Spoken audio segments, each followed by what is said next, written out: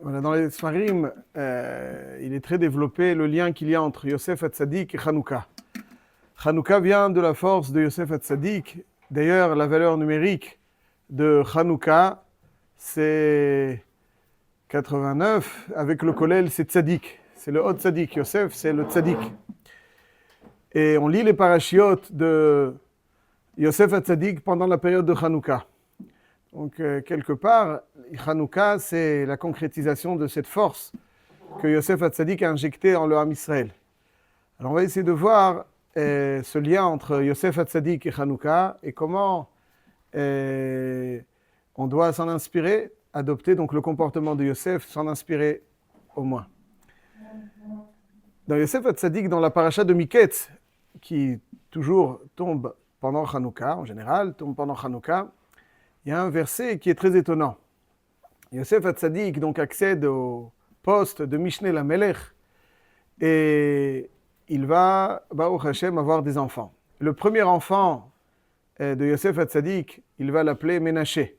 Pourquoi est-ce qu'il va l'appeler Menaché? Ki nashani Elokim et Bet Avi. HaKadosh Baruch Hu m'a fait oublier la maison de mon père.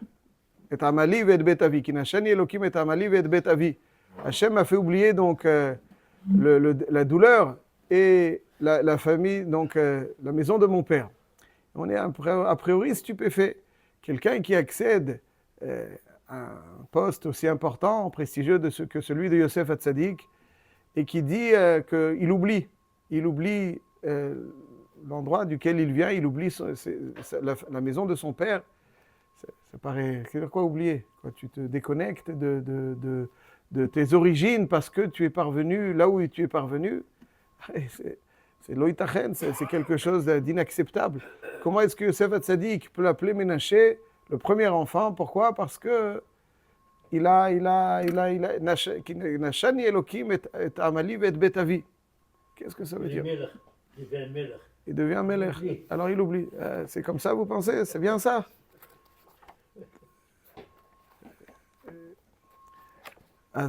Les Maaseh, en réalité, je pense que ce passouk est révélateur d'une des ma'alot les plus belles et les plus importantes, je pense, les plus stupéfiantes même, de Yosef Hatzadik.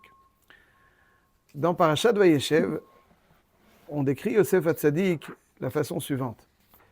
Quand Potiphar va l'acheter, au début de Perek Lametet, quand Potiphar va l'acheter, il est marqué Yosef urad Mitzrayma, Vaikneu Potiphar seris paro. Donc Potiphar l'achète. Vayi Hashem et Yosef, Vayi ish matzliach, Vayi bevet Adonav Mitzri. Et Yosef fut dans la maison de son maître égyptien. Et là, il y a une question qui se pose tout naturellement. Si Potiphar a acheté Yosef, alors on sait qu'il se trouve dans la maison de son maître égyptien. Vaikneu Potiphar Saratabachim Ish Mitzri, s'il l'achète, il est chez lui. Est-ce que c'était nécessaire de dire Vahi bevet Adonav Mitzri? Non, vous dites, monsieur Cohen. Alors comment est-ce que la Torah le précise Vahi bevet Adonav Mitzri? On retrouve la même remarque un peu plus tard, lorsque Yosef va être mis en prison. Lorsque Yosef va être mis en prison, Vaïten, donc il est Vahi Kishma Adonav et Divrei Ishto, donc il le jette en prison, il le met en prison. Et ensuite, donc quelqu'un qu'on met en prison, il est où? Il y a un raisonnement talmudique. Il est en prison. Et M. Cohen, précisons, comme à son habitude, c'est lui qui a posé la question. Donc il se trouve dans Bet HaSohar. Alors demande M. Cohen avec beaucoup de justesse, est-ce qu'on a besoin de dire que si on le met en prison, Vayi Sham bevet hasohar? Évidemment, si Vaïtneu bevet hasohar, Vayi Sham bevet hasohar. Et la question peut être posée aussi sur Potiphar qui l'a acheté. Vayi bevet Adonav Mitzri. Ici, Vaïkneu Potiphar, Ish Mitzri. Azo Vayi bevet Adonav Mitzri. Quel est le pshat? Et là, le Sfat Emet va nous donner une explication formidable et très importante.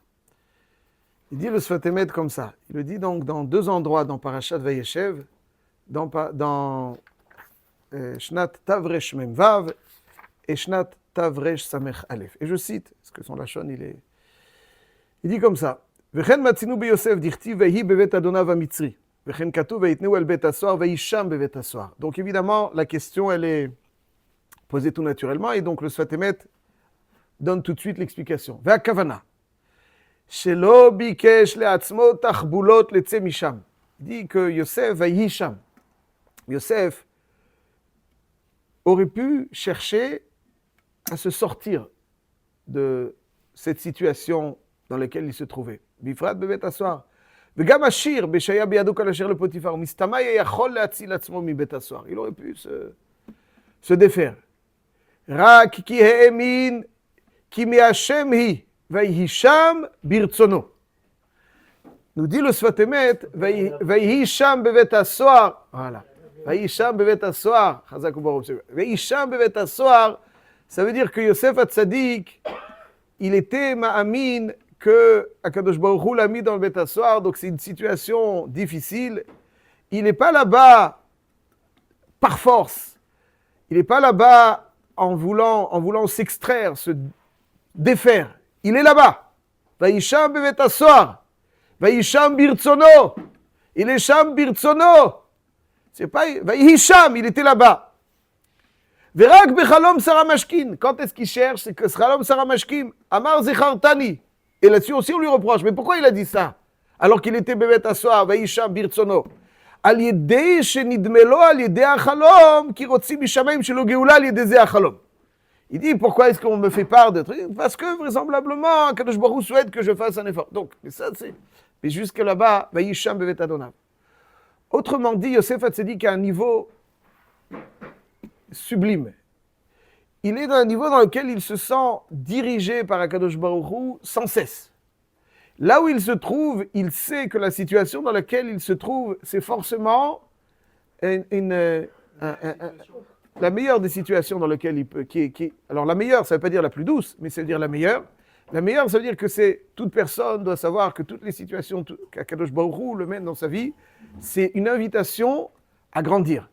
C'est une invitation, c'est comme si on est dans une échelle et chaque situation est une invitation à franchir encore un palier, encore un palier, encore un palier. On ne sait pas nous toujours ce qui est bon pour nous. Hachem sait toujours ce qui est bon pour nous. La malade de Yosef Hatzadik, c'est que même s'il pouvait s'extraire d'ici Hachem imami anibote achbo. Nous, on n'est pas à ce niveau-là. Donc lorsque on peut, on fait ishtadlut, aval. Quand notre ishtadlut n'est pas suffisante parce qu'on n'est pas notre ishtadlut alors il faut vivre comme Yosef et savoir que la situation dans laquelle on se trouve est la meilleure pour nous. Qu'est-ce que ça veut dire? Ça veut dire que des fois, quelqu'un peut vivre toute sa vie avec un sentiment que si seulement son épouse lui avait pas fait la tête ce matin, si seulement il avait une meilleure chavruta, si seulement le sujet de la Masechet était meilleur, si seulement il avait grandi dans son enfance dans un contexte différent, si seulement il pouvait, il avait pas mal à la tête aujourd'hui, il pouvait plus s'investir, si seulement, quelqu'un qui vit avec le raisonnement si seulement, il ne pourra jamais avancer dans la vie. Parce qu'il y a toujours un si seulement. Aujourd'hui, si seulement j'avais pas reçu cette facture ce matin. La journée aurait été plus belle, j'aurais pu. Demain, aujourd'hui, c'est... Mais demain, il n'y a pas une facture, mais est-ce qu'il y a une vie qui est glatte? Il n'y a pas qu'une vie qui est glatte. Il y a qui est glatte. Allez, vaille. Il y a toujours quelque chose. Quand on vit dans le si seulement, on élimine des journées, des situations, on se dit donc non, je ne suis pas dans le truc. Et on vit dans le regret, on vit ailleurs. Parce qu'on se dit, cette situation ne m'est pas compatible. Elle ne me convient pas. Elle n'est pas positive pour moi. Et donc, on vit ailleurs. On vit dans le regret. On vit dans l'illusion qu'on aurait pu... Les choses auraient pu prendre une tournure différente. Elles auraient pu être plus positives pour moi. Et si seulement, Yosef aurait pu se dire, si seulement Yaakov avait été au courant. Si seulement ma mère avait été là, peut-être que les choses auraient... Si seulement j'avais pu me sauver un moment. quand on vit constamment dans l'illusion et le regret, on ne vit pas les situations dans lesquelles on se trouve, on ne saurait jamais exploiter l'opportunité qu'Hachem nous offre dans toutes les situations sans exception. Hicham, Yosef, il était là-bas. Il ne s'est pas propulsé dans une situation autre. Et si seulement j'avais pu. Hicham. Et là, le chidouche de Yosef, il est encore plus grand. C'est que même s'il avait pu se défaire, lui, il ne voulait pas. Il était là-bas. C'est ce qu'il y a de meilleur. Alors nous, si on peut se défaire, on n'est pas au niveau de Yosef. L'alcool panim, quand il a ishtadlout, ne suffit pas. Alors il faut être là-bas. C'est-à-dire que dans toutes les situations, il faut être là.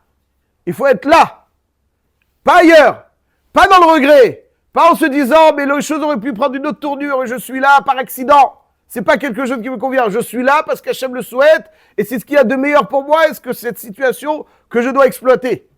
Ça, c'est Yosef Hatzadik. Vaïcham, il était là-bas. Il était là-bas. Allez, imaginons, il était Igra Rama, les Bira Amikta. Il était dans la maison la plus kdosha, avec le père le plus affectueux, le plus chacham, qui lui enseignait tout. Et il se retrouve dans une maison de Toum'a, de Gilouy Arayot, dans un pays de Toum'a.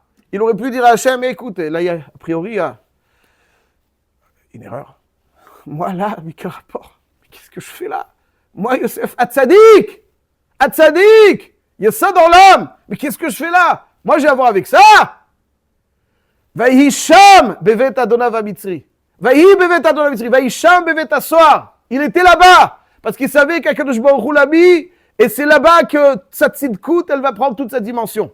Pourquoi de toute façon qu'il était Potiphar après Mitzri? Pourquoi il a changé de... Parce que Bet Mitzri. C'était Potiphar, c'est Potiphar. Bet Mitzri. Vous savez ce que c'est Mitzri? Mitzri, c'est un Metzarim. C'est quelque chose qui est dans la Messar. Mais la Messar Karatia, Hananiva Merchavia. Il était Vaïcha Bevet Adonav Misri. Pas Bevet Potiphar. Bevet Adonav Misri. Un maître qui impose ses Metzarim. Mina Metzar Karatia, Hananiva Merchavia. Ça, c'est Yosef Hatzadik. Et il poursuit donc le Sfatemet dans Tavresh Samech Aleph. Il dit Gam Kshiyarat, il dit Vaïcham Bevet Asoar. Bechinat Ishtavut, שלא קיבל שינוי מכל אלה המקומות. Bechinat Ishtavut, Yosef était égal à lui-même. D'abord, ouais, c'est une autre panne, mais c'est la même chose. Vaïcham, il était là. וגם כשירד, voilà, il dit, וכן צריך להיות איש ישראל, לדע ולהאמין כי הכל בהשגחת הבורא ולא במקרה. Ishtavut, ça veut dire, c'est Hachem, il vit les choses de la même façon. Où Hachem me mène, c'est ce qu'il y a de meilleur. וגם כשירד למצרים מול בית הסוהר ידע שזהו שליחות הבורא יתברך, ובכל מקום שרצון יתברך לשלוח אדם צריך לעשות שליחותו ולעשות רצון המלך. ולפי שהיה גלוי לפניו יתברך שמו שלא יקבל שינוי, נשתלח הוא ראשון למצרים להיות הכנה לכל בני ישראל. Yosef, c'était celui qui a préparé Mitzraïm. Ça veut dire qu'il a préparé, c'est celui qui crée l'espace dans lequel l'homme Israël pouvait évoluer. Il était là-bas en éclaireur. Il est là-bas parce que c'est lui qui prépare Mitzraïm et qui a donné le corps au Ham Israël à travers certaines choses qu'il a injectées dans l'endroit, de ne pas sombrer dans le mariage, donc dans les abus, qui étaient donc la saleté des Mitzrim. Yosef, c'est celui qui a la clarté de l'esprit et celui qui sait créer les contextes favorables pour que le Ham Israël puisse évoluer correctement. Ça c'est Yosef Hatzadik. C'est ça qui est Nashani. Elohim et Abali et Betavi. Parce que Yosef, finalement, il y a une question évidemment majeure qui mérite d'être développée très largement. Les Maaseh Yosef, il était donc. Les Maaseh Yosef, il savait à quel point son père Yaakov souffrait. N'est-ce pas? C'est quelque chose d'insupportable quand on sait. Quand le père nous considère disparus, il a du tsar, le savoir qui souffre de notre disparition, c'est quelque chose d'insoutenable. Et Yosef ne fait pas un coucou à son père et dit, quand il accède donc au moins au poste de Mishneh Melech, il lui fait pas un coucou, papa je suis là, tranquille. Pourquoi? Parce que Yosef c'est celui qui laisse le dessin d'Hachem, qui laisse Hachem dessiner. C'est Hachem qui dessine l'itinéraire qui est le sien. Il ne s'immisce pas dans le dessin d'Akadosh Baruch Hu. Akadosh Baruch Hu, il y a une névoie dans les chalomot, il le laisse aboutir. Et pourtant c'est dur. Et pourtant c'est extrêmement dur. C'est très très dur. C'est vrai. Nashani, Le Ktav HaKabbalah, il dit, je ne dis pas qu'il a oublié sa famille. Nachani, ça veut dire qu'il m'a permis d'oublier cette douleur, cette souffrance, de faire abstraction sur cette souffrance, parce qu'il aurait pu à n'importe quel instant dire, je ne peux plus, papa, je suis là. Et donc il aurait porté atteinte, selon sa perception, au dessein d'Akadosh Baruch Hu. Nachani. Ça, c'est Yosef HaTzadik. Hanouka, c'est Yosef HaTzadik sous plusieurs angles. D'abord, comme on l'a dit, c'est Tzadik. Yosef, c'est une lehava. C'est une lehava. Vaya bet Yaakov le'esh, bet Yosef lehava ou bet Esav le'kash. Yosef, c'est la lehava, c'est la flamme. Yosef, c'est la lehava. C'est la lehava dans le sens où c'est la clarté de la Emouna. Le Hanouka, c'est l'extension. Les flammes de la Hanoukia sont l'extension des flammes de la Menorah. Les flammes de la Menorah nous apportaient un éclairage, une clarté. La Behirut, il y a des gens qui vivent dans le brouillon le plus total. Il n'y a pas les hashkafot clairs, il n'y a pas tout est obscur, tout est brouillon, ils font ce qu'il faut faire, mais c'est pas... le corps de Yosef, l'opportunité que nous offre Hanouka, c'est la clarté de l'esprit. La clarté de l'esprit. Yosef, c'est une clarté, la Behirut, il voit dans tout Yad Hashem. Tout Yad Hashem, Vaï bevet Adonai Vamitzri, Vaï Sham bevet Aswar. La clarté de Yosef. Yosef, c'est Hanouka, c'est la clarté de Yosef. Hanouka, c'est la clarté. Mais cette clarté, c'est le nes de la Menorah, certes. Mais pour réaliser ce nes, les Hashmonaïm se sont battus pour créer un lieu dans lequel ces flammes vont pouvoir briller. Ça veut dire, au-delà les flammes ne peuvent pas briller dans un endroit souillé.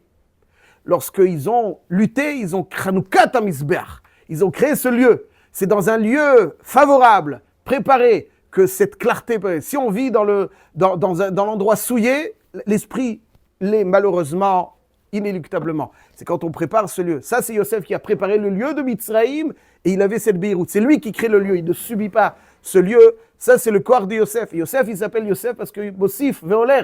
Bossif, Veoler. Pourquoi est-ce que Rachel a appelé Yosef Yosef? Asaf Elokim et Herpati, Yosef Hashem li ben Acher.